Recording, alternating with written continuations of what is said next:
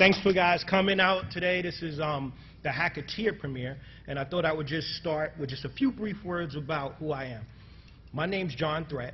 I directed it. It's called Hackateer. It follows the adventures of 3 hackers who show you how to hack or build cool tech things, but they don't just leave it there. Then they go out and show you how to use it in the real world, all while being chased by a quasi-government agency who is basically out to kill them. In the process of the show, there's actually other elements, such as they actually interview some of the top tech people around the world, as well as some nefarious hackers who also, some of them, I don't know, maybe I used to hack with them, go to jail with them, that sort of thing. So I myself used to be a hacker. I used to break systems, and I'm going to show you a little bit about it, and then afterward I'll take some questions and we'll talk about it a little bit, and then maybe I could be goaded into drinking this beer that's hidden under here and start really talking about illegal stuff. So with that, why don't we crank it up?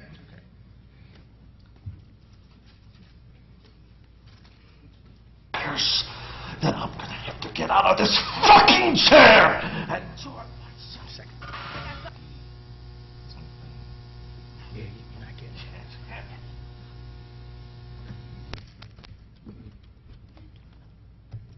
Okay, this blue screen is part of it, and here we go.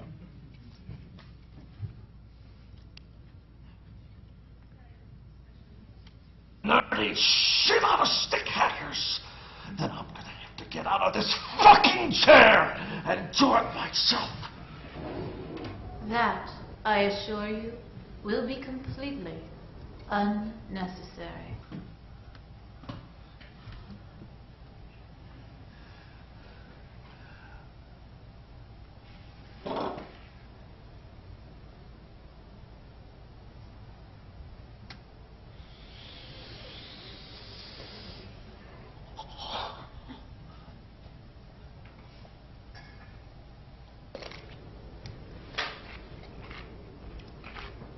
Just between you and me. What is it they're after? I don't know. Yet.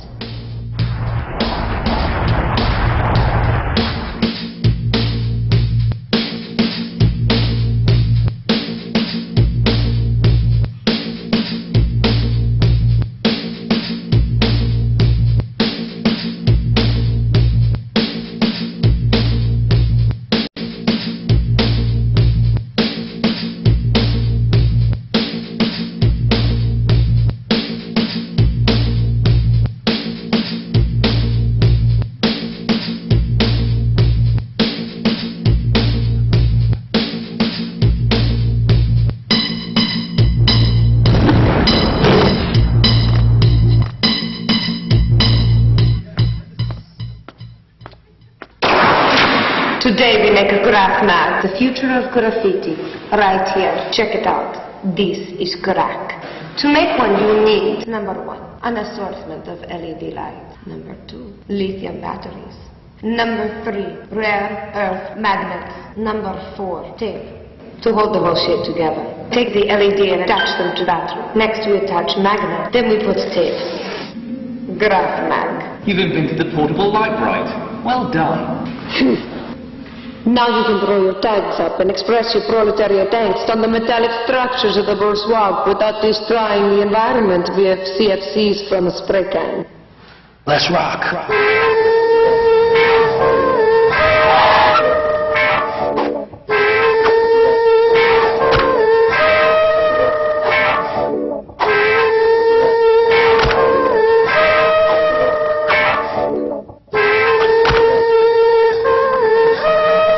Monster cool. I got a better way to do it. Shoot them, if you got them. I say, let's abscond, shall we?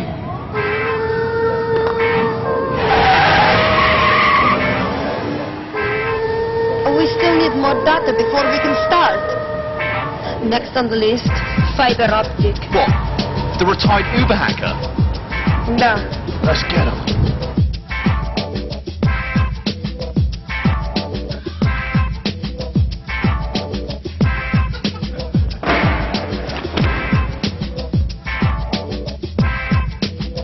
Tell us what this hacking shit is all about. It's an idea that information about technology should be accessible to anyone who wants access to it. Anyone who believes that they can take that technology and use it for some positive goal is a hacker, and this activity is hacking. Why the nom de plume of fiber optic? When I first chose the handle fiber optic, it was an up-and-coming technology most people had never heard about, and that's how I saw myself, as representing something that was on the cusp, on the cutting edge. In some circles, you are elite hacking guy. There's certainly others, but I would definitely consider myself among them. Are you a good hacker or a bad hacker? Hacking is a skill that can be used for good or bad, and it really depends on the intentions and the motivations of the person who uses the skill. Is there some kind of hacking ethic? And what do you think of it? There were those of us who adhered to a higher ethic. Once we identified what our skills were, and that they did come with an obvious amount of responsibility. Have you ever done any real hacking? I mean, the genuine stuff, not the mamby-pamby poncy, oh, I defaced a website in the name of extinct pandas. No, but the real hardcore stuff. Real as in illegal? Come on with it. The thing to remember is early on when we first started gaining access to systems that were not ours, this type of activity was not illegal. There were no specific computer crime laws per se. In your experience, what country has the best security? I could easily say from personal experience where the worst security is, and that's probably in Asia. Western Europe is certainly a lot more advanced when it comes to security.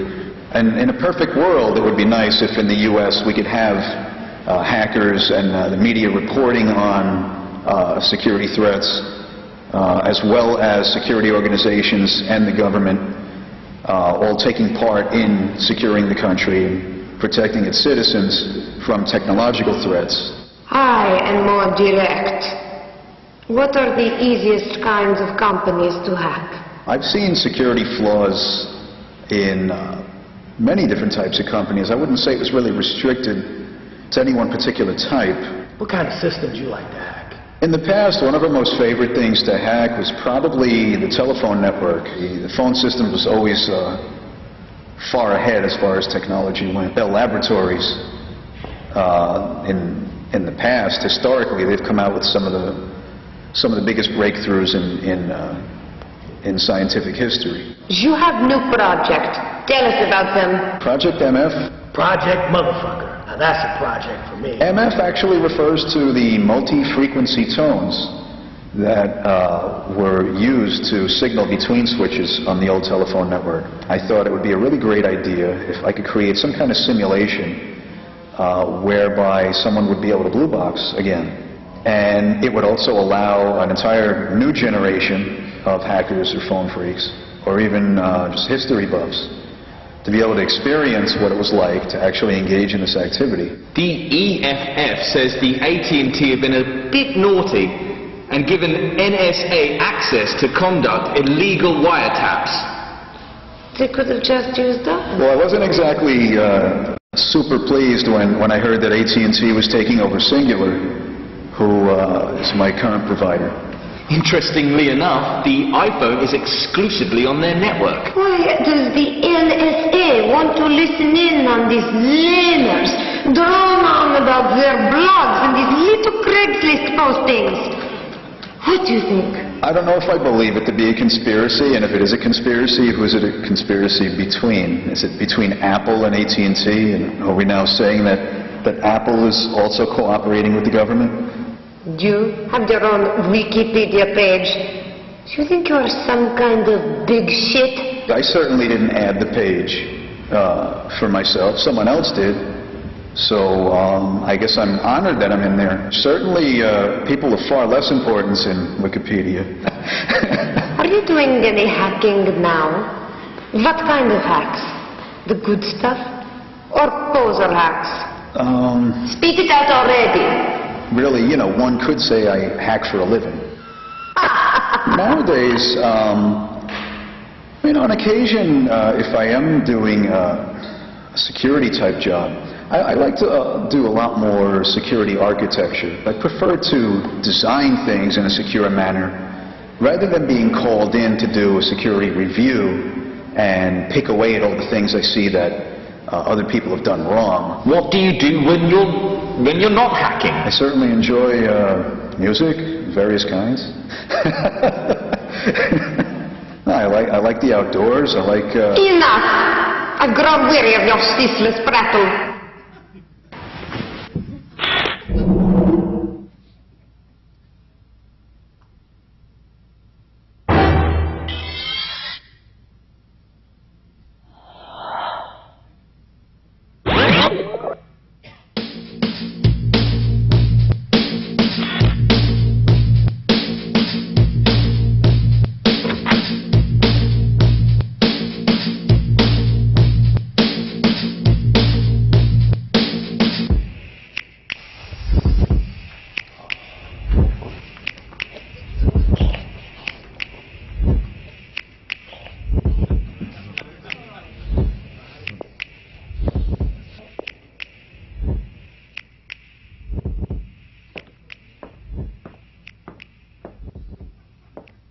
Good day, Mr. Palisades.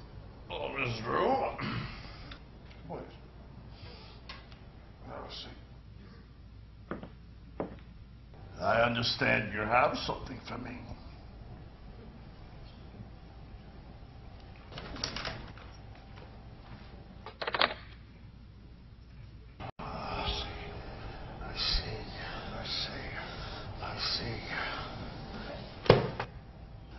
I'd like to prevent any further embarrassment to our betters, if you know what I mean. You get my drift.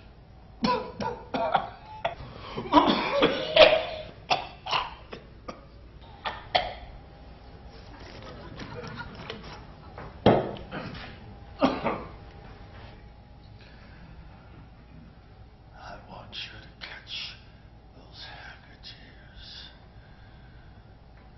At any cost.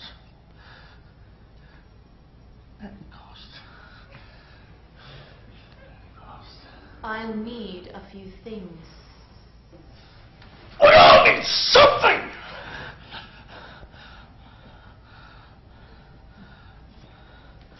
I'm gonna send you to see a man. This man will get you what you need. Results. That is what I need. I'll get lost.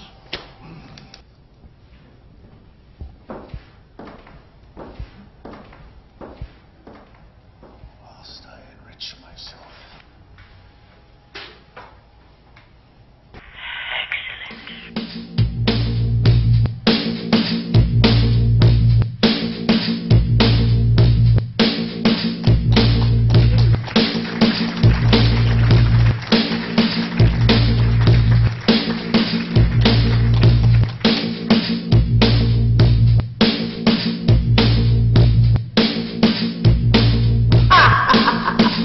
Fucking poser.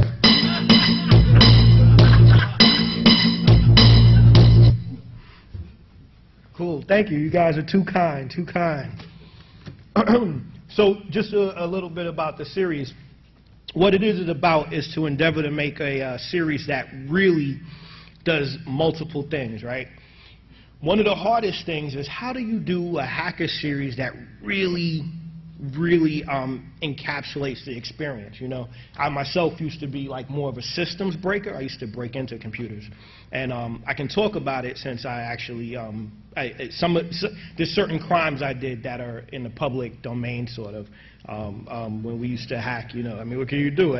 We did time for it. But one of the things is, you know, we broke systems, you know, the three-letter agencies. I remember in particular, one of the networks, what was it, the NSA, right? The NSA was hidden on this network that we got access to, it was listed as a fishing company because the host system was Dockmaster. But it was listed as a fishing company, but we thought it was odd that generals were logging into a fishing company. Like, I know they have varied interests. And sure enough, we looked in there. Next thing you know, NSA, boop, jail. So that's a logical course. Actually, no, actually the truth is that hacking government agencies, they never fucking know. You hack like a school, I don't know, the guy who's there, who's like the head of IT, is like, I got to get these guys. But like the government, they never know all the time. Banks, who knows? But, you know, so what I thought was like, I'd like to encapsulate some of these stories that I did. Like I used to work for the agency, right?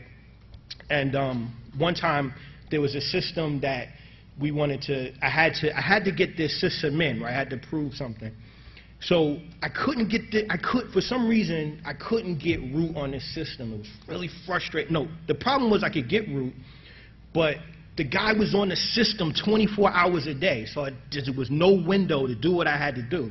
So what I did was I issued I checked the email and noticed that there was a female employee there who he liked and had a crush on. So I sort of issued as the user, and I chatted to him over a series of days, and convinced him that I was interested in him, and and needless to say, I mean this is for the craft, of course. I was able to get him to masturbate over chat on the Unix, and needless to say, he let me do anything I wanted to do. So I was there, woo, there you go, Etsy Shadow, thank you. So like, but the point is that like there was all these stories from years of sort of breaking computers, and in the next phase working for detective agencies and stuff. Shit, I've even had some friends that work for Rambam that was talking right there. Excellent talk over there, excellent talk. And I myself work for a detective agency. So, but the point is though that wanted to find a way to bring all that in. Like, you've seen movies like what was it? I actually like Swordfish. But it's a lot of bullshit. Like, they go in, the person goes in, and they're like, this is just not a computer with 10 screens.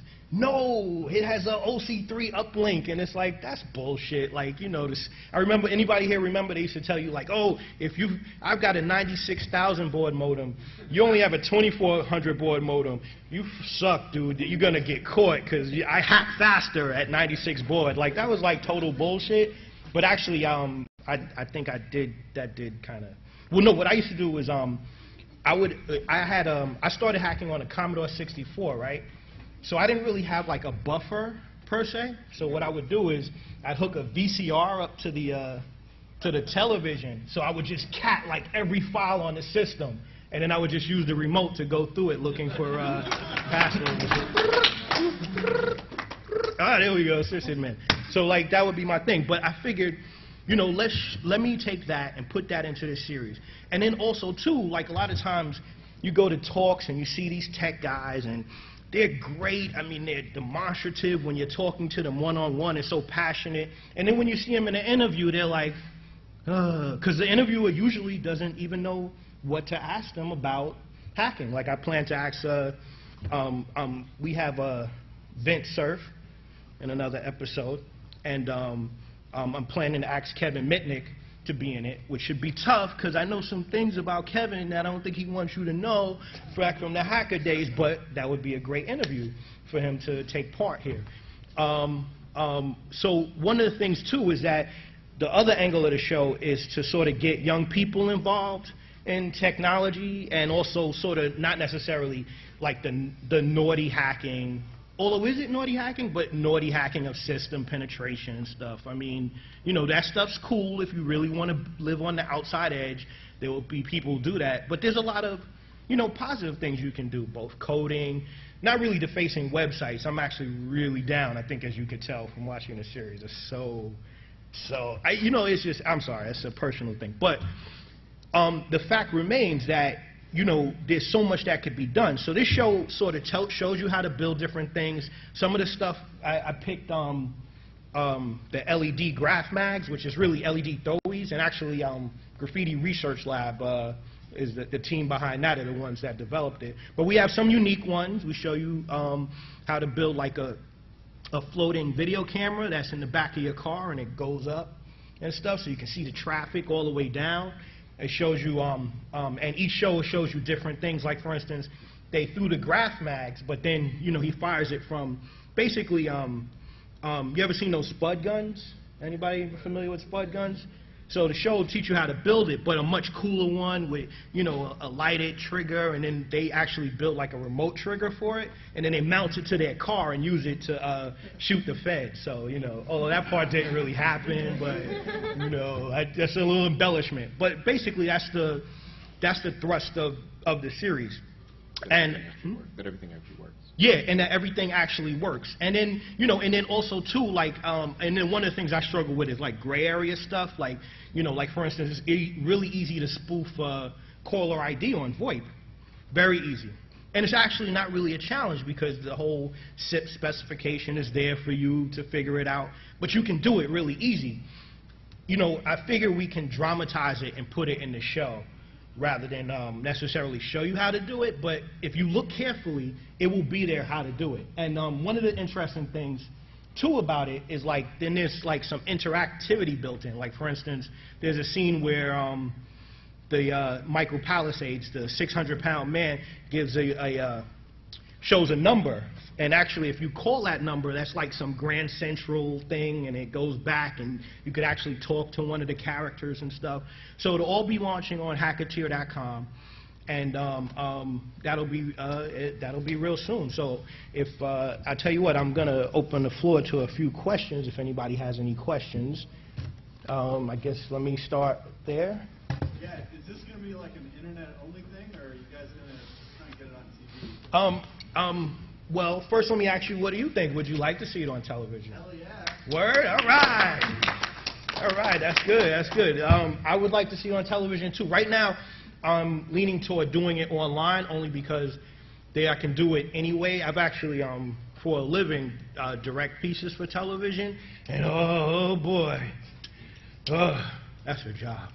But anyway, the point is that, you know, you can't really, you know, they'd be like, oh, they'd be nervous, you know, somebody's going to hurt themselves, spud guns. They'd probably be worried about LED lights. I mean, they'd get all nervous. You've heard people talk about, you know, they shut down Boston over LED lights.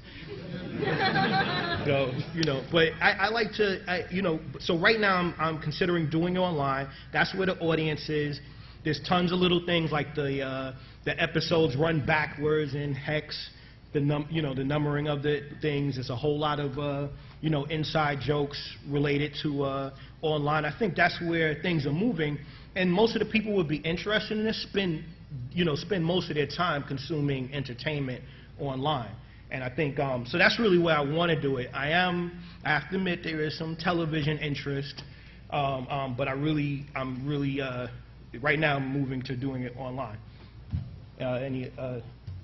What if you could talk a little bit about Pain Hurts? Pain Hurts. Oh yeah. Okay. So I play Pain Hurts, which is just so you know, anybody who knows me knows I have this really minuscule ego. But the point is though that I put myself in it to sort of blur the line. Like the idea of the series is sort of blur the line.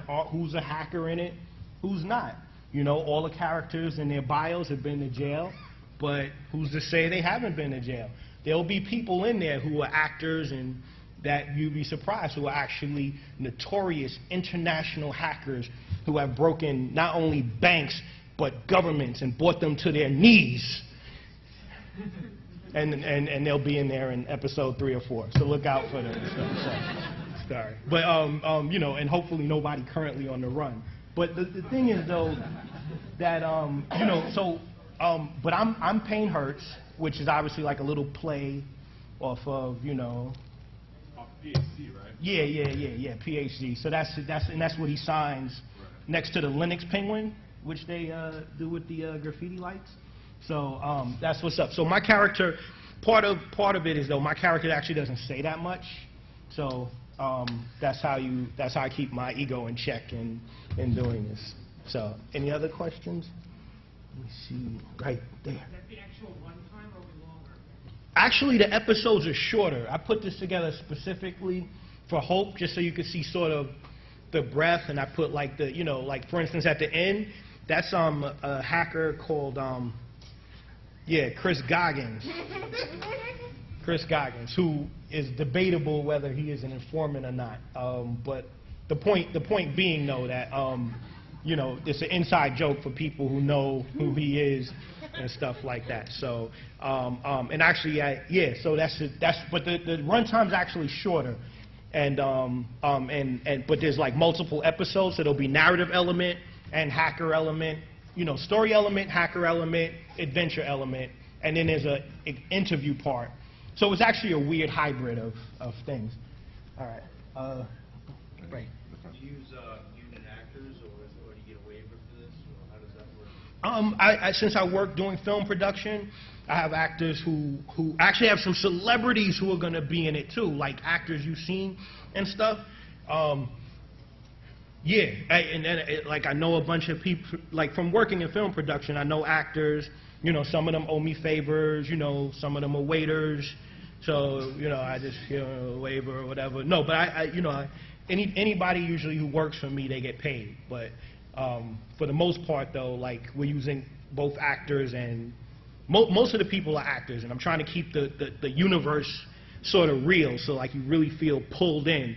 And it's actually a challenge because the hackers are a little goofy, as they should be, and the other people are so weighty. They have so much gravitas, and yet it's, transfixed with like, why are these goofy guys like totally, skating the government? I mean, one of the things is when I got busted, we actually knew they were coming.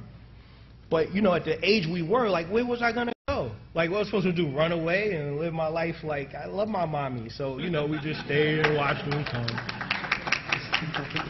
All right, take me away. Big deal. But that's how I got on the cover of Wired. I worked for 60 Minutes doing consulting and stuff like that. Although back then, I looked a lot the same. Ooh, okay. So, and actually, that's Chris Goggins right there when he was younger. That was back in the hacker days. So, but that's the deal. So we have, obviously there's a release form and all of that. And actually, it's not shot in HD. All the other things shown here at the conference, they get on the podium. This was shot in HD. Like that means something. Like, oh, big deal, you shot on HD. This thing was demonstratively not shot on HD. It was shot on a very cheap camera, but I do film production, so I guess it's cheating. So that's what's up. Good luck. You have a nice little product piece with a lot of sex appeal. Oh, cool. So Which girl do you like? I like women with accents. So. And I was gonna say that. What I would like to know is that I've seen a lot of online content creators be putting social network components behind a television show to kind of help demystify some of the things. A big example is Epic Crew out in California. They have a great 3-minute contingent, and they have a lot of different topics within it, and then you go to their Ning profile, and they completely demystify everything that they talked about. Are you planning on doing that? And are you planning on trying to enlist like hackers throughout the world to become part of the show? Good question. Let me ask you this: do you like when you watch a movie? Do you like to see how they made the movie before they make it? I like to see it afterward, depending on what type of movie it is. Right, but like let's take Hellboy 2 for instance. Would you want to see them or 300? Would you want to see them set it up? I like it. Me personally, I think that I want to keep the mystery in. But you do need the social network, right? I think that's a brilliant question, and it speaks to the strategy for deploying this online. Absolutely, and we're going to have other hackers in it, but we want to have people also submit things. But this is one of the interesting twists we're going to have. Like for instance, there'll be when you see a number in the show, if you call a number and leave a message, the character will actually, in the show, pick up his phone, listen to his messages, and if you leave a choice message that's interesting, they'll play it in the show. You know, Rockstar will be like, you know, blah, blah, and if you, like, left a message like, screw you, Rockstar, you totally suck. Like, yo, you might have to tell your friends, and that might be like 10,000 hits right there. Like, wow, you know, yo, they totally put me in the show because I cursed Rockstar out. So we have a bunch of interesting interactive elements. But even though we're going to build a community around it, I think for this particular show to work, I'm not going to demystify it. I think it's important to sort of keep the mystery of what's going on, what's real, what's not. You know, I mean, and some of the stuff is actually real. We do cross the line a little bit, so much to the chagrin of the actors. But you know, but you'll see in the if you check it out online when the car chase scene, you'll see what I mean. I really put them through it for for that. The web address? Oh, Hackateer.com. Yeah, that was very, thank you for pointing out. Indeed. So it's Hackateer.com if you go to and stuff. Oh, there it goes. What's the funniest shit you can talk about from the LOD MOD work? Let's see. Okay, so there used to be a group called Legion of Doom. There's a beer on the podium there for you. Oh, yeah. Okay, cool. There used to be a group called the Legion of Doom. They were the baddest hackers ever. Right? I used to, and I had started hacking, and a lot of people here who come from that time period probably remember. You see LOD, there was text files, you know, it was this paper trail. They were like giants. You know, I would read about them. Wow, that was cool, yo, Legion of Doom. So then, you know, I was still hacking and doing my thing and everything, learning the ropes. And then what happened was, you know, here in New York, I started to meet a bunch of other hackers who were like sort of like more like my attitude. Like, for instance, I remember, I'll give you an example. I logged into Q-Link. I get onto Q-Link, I type in, I get into the team chat room, and I say, hey guys, anybody know who Biz Markie is? And they're like, yo, fuck you, it's all about New Kids on the Block. And it's so, I still blame Marky Mark to this day. That's why I'm a hacker. So. Indeed. So I went and ran into some like-minded fellows, and there was a huge schism, because actually Mark Abene, who you saw interviewed in here, he used to be in Legion of Doom, and it was sort of a schism. So we started we were like, yo, we didn't put too much thought into it. We're like, yo, let's just make it like one letter up. So we just made it MOD, and that's how MOD was born, the ultimate hacking group and stuff. So I was actually in another group, 8-Legged Groove Machine. I was right after Fusion left, and I took the USA spot. That's right, go 8-Legged Groove Machine. So that was a pure, So I was a pure systems hacker. Like, I should straight up, you know, X25, TCP/IP, and of course, what really got me in trouble during the war with LOD was the remote headset function on the DMS 100. There was nothing like logging into a switch. You put a little trap, you get the passwords, boom, then you set up the remote headset, and you could tap lines. It was a beautiful thing, and still is. Highly illegal, but you could do it. So, you know, and it's amazing. I mean, but of course, now, why do you do that? You got VoIP. I mean, it doesn't take anything. You could just get on a TCP/IP, get the packets, assemble them. Next thing you know, you're listening to phone calls. However, back then, it was a really elite thing to control the switches, you know, and to control the entire hierarchy. And that was actually one of the things. We had controlled every RBOC and stuff, and actually if there's another MOD member in the audience, can you raise your hand? All right, right there, so he can verify it. I know it may not count since maybe he's lying like me, but we actually, we controlled every RBOC. That is not a lie. You can go look on on the PSI stuff and all that stuff. So that was our thing. So what happened was we got into a big row with them because Chris Goggins felt like the legacy of LOD is now in jeopardy. So we got in this huge argument and stuff, and we got on the phone, and like, yo, you're a wiener, no, you're a wiener. Although we use harsher terms than that, believe me. But the point was that we wound up in a battle. So the battle was totally lopsided. Totally lopsided. They had no skills. It was like the emperor laid bare. Unbelievable. If anybody here remember QSD? QSD and Altos chat in Germany. Right. So this is their attack. They logged into QSD. It's a chat system. And meanwhile, keep in mind, we're like cutting off their phones. I'd set up like a VAX, right? And it'd have like a bank of 10 modems, and I have a script that would, because like cutting off your phone is harsh, right? It's like a reality wake up. You get up, the phone's dead. But that's not humiliating. What's crushing, what crushes a man, and I've done this, I've experimented, so I know, is imagine your phone ringing 24 hours a day, 7 days a week, and you don't know what number's calling you. It's just 10 modems, just ring, bring, bring, bring. You can pull it out, you put it in 2 days later, bring, bring, bring. Bring, bring, bring, bring. Yo, I was killing them. That was my favorite trick.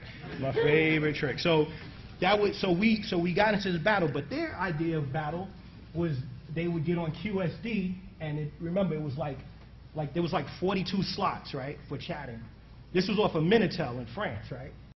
42 slots. So what they did was filled up each slot. They filled it. They connected to the 42 slots. Actually, they left one open so you could log in, and you would see every single name was like our name, like Mark Abene is a no-gooder. John is a dick. And it was like, dude, like, are we fighting a war, or is this like schoolyard rules? Like, anybody could do that. Like, you know, they wasted like a perfectly good mux doing that. They used a mux to make 42 connections. Wasted it. But here's the thing. So meanwhile, they're doing these small things, or they'd get on the chat in Germany and be like, they have more, we would see them chatting, they'd be like, they have more power than any one hacker should have, especially that corrupt. His head is full of himself. And I'm totally, if anybody knows, I was always a nice guy. I'd be like, don't do that, right? I'd be like, him right there, I'd be like, yo, I would always be like, yo, don't do that. I was a mediator. But for some reason, they thought I was the mean guy. I don't know why. I was never the mean guy. But anyway, the point is that we had, they were doing that, and meanwhile, we were busy taking all their stuff. So they had, so what happened was, we saw them on this Germany chat, but the problem was they were using this NUI, Network User ID, out of Texas.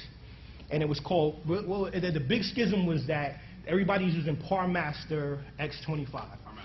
Right, ParMaster had made this NUI on Timnet, which was owned by BT Telecom, and unfortunately, the story is that I actually taught him how to make it, which was a big mistake. But to put the chip in his head? Oh yeah, he sees UFOs now. That guy's crazy. He looks like Baxter from Great Space Coaster. So the point.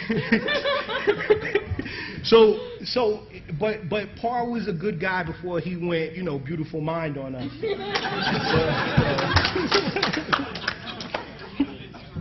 Sorry, dude. But so we had so here it was. It's like clear as day. We see them logging in from Texas with ParMaster X75, and even worse, they were talking to my old group, 8-Legged Groove Machine, asking them to hack the network operations center for SprintNet, because they had access to the old primes that controlled it, and they were busy migrating them to Sun, and they didn't really know how to backdoor Sun. They didn't know how to backdoor Prime either, but they didn't know how to, and we did, but they didn't know how to backdoor the Sun. But we saw them doing it, and we saw them give the login to 8-Legged Groove Machine so they could backdoor the Sun for them over in Texas. We saw it, we took it, end of the war. Right then and there. And then that was what could they do? They just had to cry in their milk. But it was a great experience. I mean, obviously there was lots of other small skirmishes and stuff, and lots of little tricks you can do to really annoy somebody. I always thought about, you know, writing a little book on how to really just annoy. You know what can really annoy somebody? The same way, you know, I talked to you about the bank of modems. This is real simple, and you probably thought about this, is the text message. You know, somebody has a text message, man, you could really get like a anonymous mail situation going. You don't even know how to hack, and just set it up and really just what's it called? Passive-aggressive attack. Like, they don't even know. You don't put your name on it, but they just keep getting text messages. Bring, bring. There's no way to stop it. They have to call their provider and get it blocked. A big headache. Sorry, I shouldn't have told everybody that. But actually, I hacked so much when I was younger that I lost, like, several girlfriends. Like, I would be on the modem, and then, like, I would see, like, garbage go across the screen. And I'm like, oh shit, I'm in Bell South. No, I finally got Bell South. And I see garbage going on, disconnect. And suddenly I pick up the phone, it's the operator. Yeah, you're getting an emergency breakthrough from Levette. Levette calling. John, get off that modem. And I couldn't help it. I lost like 3 girlfriends back then. But I also would get girlfriends from hacking too. I mean, it was nothing like, it was almost like you were a wizard. Like, you say to a girl and stuff. You're like, yeah. So, I try to call a girl, and the phone would be busy. So I just give her 3-way calling, and then, bing, hey, what's up, baby? How you doing? I don't have 3-way. Yeah, I know, I gave it to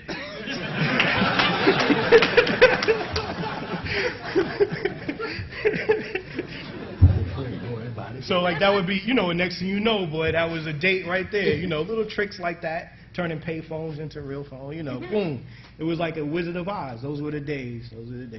But now, a lot of the telephony stuff is, they really come down, hard on you. Were you on Belcourt? I'd rather keep talking about Belcourt. Right. It's interesting. You'll see stuff in the story. I don't know if you saw it during the interview where Mark, we're going to play off of it too, like different, when other people bring things up. I mean, there's obviously some things I can talk about that, with public domain, some things I can't. Some things I can't. You never know who's here. I mean, Steve got pulled out last year. Who knows? Shit, I saw a narc at the Blarney Stone. I was there. I was like, oh, shit, come on, man. I know you're not here for me. But he didn't know I was talking to you guys like this. It's printed in the program. So any other questions here? Any other? Are any of the episodes going to have some of the humiliating practical jokes that were played on the other side during the hacker war? Absolutely. You're going to see some amazing stuff in it. Was there a question? Yeah. Yeah. In the very last act, Mr. Palisades, the large fat government fellow, was presented a CD. Are you intending to release the 28-minute scene on the cutting room floor explaining how that goes into the computer, how to open it, double-click the video file, or anything like that, bloopers? I do plan to put out bloopers, and Nubian actually suggested. Actually, can I just introduce 2 people? This is John Nubian. He's done the music on it. And this is Victoria, who I've known for a long time on the Hackateer, and she totally has given me amazing feedback and helped me to shape Hackateer into this cohesive thing. And this is actually the first time we've actually met in person. I've known her for years, just on the chatty chat. So Nubian suggested that I actually open source parts of it. So that's something I couldn't do if I do it on television. Imagine if, you could open source a little bit, people could do mashups and stuff, it would be kind of cool. So, I mean, it's something to think about, but definitely there's some amazing bloopers with Mark Rako, who plays the heavyset government agent, and there's also a lot of there's and a couple of wardrobe malfunctions that hey, I got the release. You said that waiver, right? You mentioned that waiver. That's good for that. Cool. Let me think. Is any other questions about old hacking days that I can? I just want to ask, what was the first HackerCon you went to, and did you go to? This is my first HackerCon. I've never been to a hacker convention before. Never. And it's the first time I came here to talk, and I thought it was only fair to not just screen it, but actually talk a little bit about hacking, since I broke so many systems. And not to put anybody down, but I'm not into like hacking food prices or anything. Nah, dude, like I'm into like hacking for real. Like that's the real stuff. That's why I don't do it anymore. But This is our first hacker convention, but it's been great. There's been some great talks and stuff.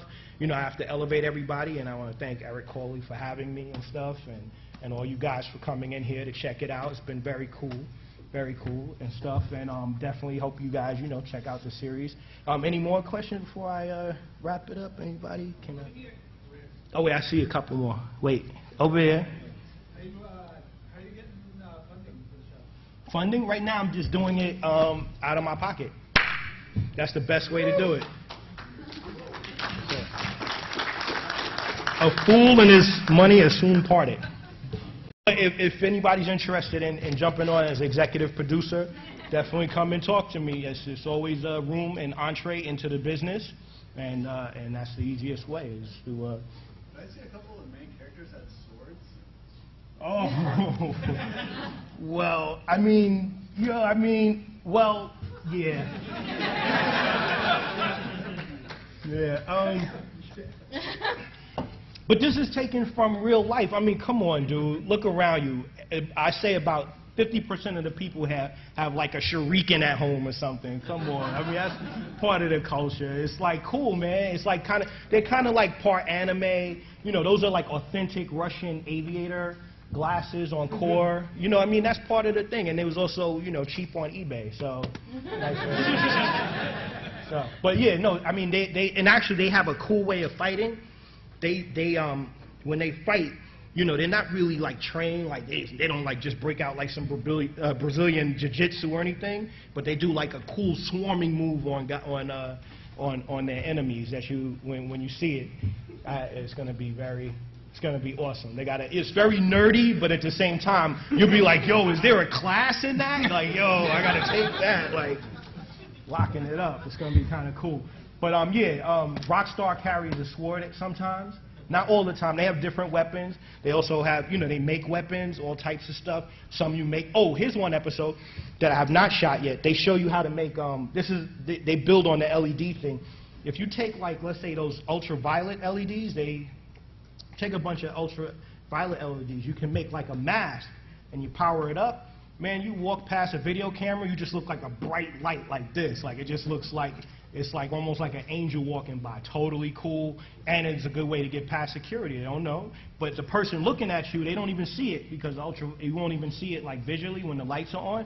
Instead, if you stare too long, it might burn a hole in your retina. But you know, other than that, boom, you walk right in. But they show you how to do. I mean, that's one example of like a gray area thing that they do because it's like it's very cool, and it's like wow, somebody thought of that, and nobody. And that's one that's not like in the public. I don't think you can even Google for that. But oh, will you? Is there a release date yet for the first episode? It's going to be in this is July, August.